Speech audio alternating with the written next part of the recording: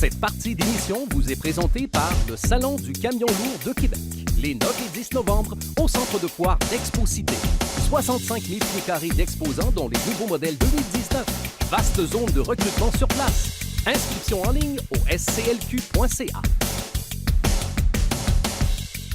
Voilà, de retour, c'est le temps de la période des questions. 670-9078, poste 230 ou encore virage@telmac.tv ou via notre Facebook pour nous poser vos questions. On en a des bonnes, genre de bonnes questions. On y va tout de suite avec Marie-Christine, qui est représentante sur la route. Elle fait 35 à 40 000 km par année, donc passe beaucoup de temps dans son véhicule. Elle dit qu'elle veut un all-wheel drive, je la comprends. HRV ou Impreza, donc elle veut économie, fiabilité, durabilité. Pas évident, hein? Et HRV ou Impreza, oui. C'est deux petits véhicules, deux petites tractions intégrales.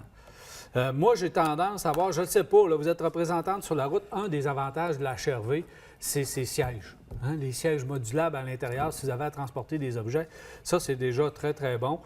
Au niveau de l'économie, je pense que la HRV va vous donner une petite affaire de plus d'économie, mais l'Impreza est très bonne aussi sur l'économie. L'Impreza est très bonne. Moi, personnellement, moi, j'irais vers le HRV pour une raison, c'est que l'économie. Deuxièmement, la qualité du véhicule, généralement.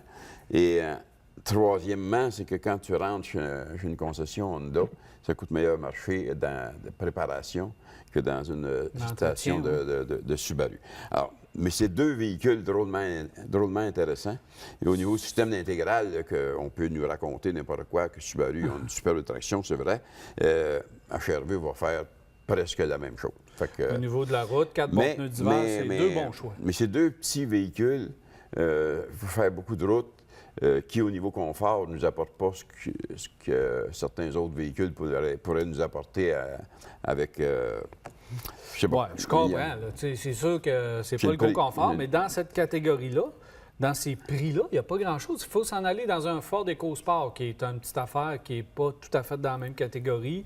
Alors, c'est difficile. Un CHR du côté de chez Toyota qui n'est pas intégral. Ouais. Alors, si on s'en va dans un Eclipse Cross chez Mitsubishi, peut-être un RVR, mais là, c'est beaucoup moins moderne. Puis un Mazda. Puis un Mazda CX-3, on va être plus haut en prix. Un petit peu plus haut, mais c'est effectivement une bonne option. Très, très solide sur la route. Ouais. C'est bon, ça, Jacques, c'est bon. C'est une étoile. Hein? Une petite étoile dans ton cahier, là. Germain qui dit, je regarde pour un Kia Rio ou un Accent 2009. C'est à peu près le même véhicule, ça, grosso modo. Pour un étudiant de 50 à 60 000 km, est-ce que c'est un bon achat? Le problème va être de les trouver. Je pense qu'il n'y en a à peu près pas sur le marché, ces véhicules-là. Si vous en trouvez un qui est propre, bien entretenu, bon frein, bon pneu, achetez ça, que ce soit l'Accent ou la Rio. La Rio a peut-être un style un petit peu plus punché. Oui. Puis un peu plus d'équipement. Au niveau mécanique, en général, c'est très bon. C'est au niveau carrosserie qu'il faudra surveiller. Parce qu'ils ont commencé, parce que veut pas, Daniel, c'est un char quand même de 9-10 ans. Là, fait que la rouille commence à vouloir faire le travail dessus. Ça va être à surveiller. Rouille, ces petits véhicules-là. J'en vois pas souvent, mais des rouilles. Tu le sais, tu vas sur LKQ, regardez comment les véhicules sont démantelés. Les véhicules les mieux protégés contre la rouille, bien, c'est les Coréens. Oui, c'est ça. Alors, oui, très bon choix pour ça et bonne chance dans le fait d'en trouver un qui est en forme.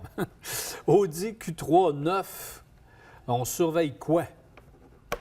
Ben, vous l'entretenez, tout simplement. Un Q3 9, promène-toi avec. C'est curieux parce que quand on parle avec des gens qui ne sont pas vraiment des maniaques d'automobile, mais qui en ont un, c'est un Golf habillé en dimanche. Alors, tu n'as pas l'impression que tu as un Audi vraiment. Là, tu sais. Pas un gars, un Tiguan. Un Tiguan. Plus un Tiguan. Ouais. Mais c'est... Au niveau look, etc., c'est un véhicule intéressant. C'est beau, moderne. Ça va quand même bien, un bon rendement, de l'espace, c'est un bon choix. C'est l'entretien qui est un peu dispendieux quand tu retournes chez le concessionnaire, mais dès que tu sais ça, tu n'es pas déçu.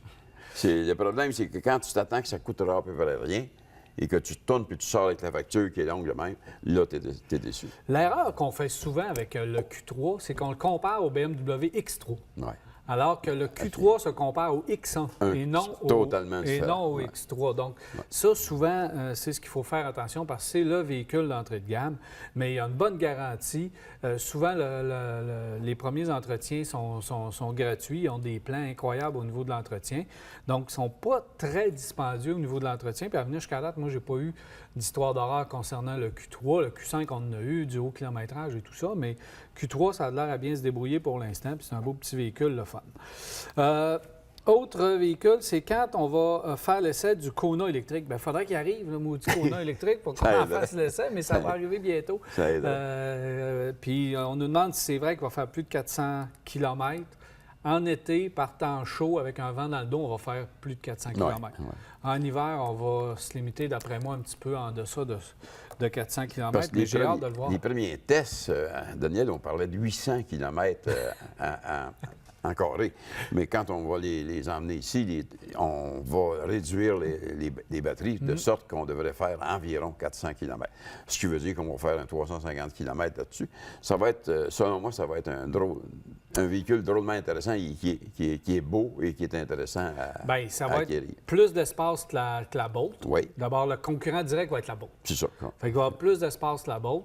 S'il y a plus d'autonomie, parce que la Bolt, là, oui, l'hiver, on est pénalisé un peu avec l'autonomie, mais l'été, ça tient son 380 km encore. Là. Puis là, il commence à en avoir qui ont du kilométrage au compteur. Puis ça tient encore les batteries, donc il n'y a pas de faiblesse de ce côté-là. Alors qu'on peut croire que si c'est 400 km que le Kona fait, bien, peut garder son 400 km quand même plusieurs années. À venir jusqu'à maintenant, ça tient.